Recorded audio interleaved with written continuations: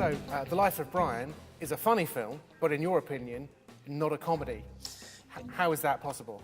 It was voted by Channel 4 when they did the 100 Greatest Comedy Films, and it came in at #1, and I can totally understand why. It is a hilarious film, and the first 2/3 of this film are some of my favorite, minutes of cinema that there have ever been. I use a lot of the clips from Life of Brian in sermons. Some people, say that you shouldn't make fun of religious people. Well, actually they've never read the Gospels if they say that. Jesus is constantly making fun of religious people. It's totally fine to make fun of religious people. The Bible's full of that. But my problem with The Life of Brian is not that it is a comedy. My problem with The Life of Brian is it's not a comedy.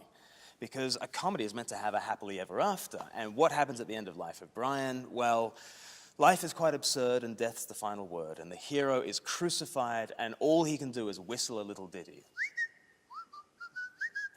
And I can't watch the ending anymore because it is just so tragic. But actually, without a true appreciation of the real Easter, without Jesus conquering death, that's all we've got. All we've got is gallows humor. All we can do is whistle through the graveyard to keep up our spirits.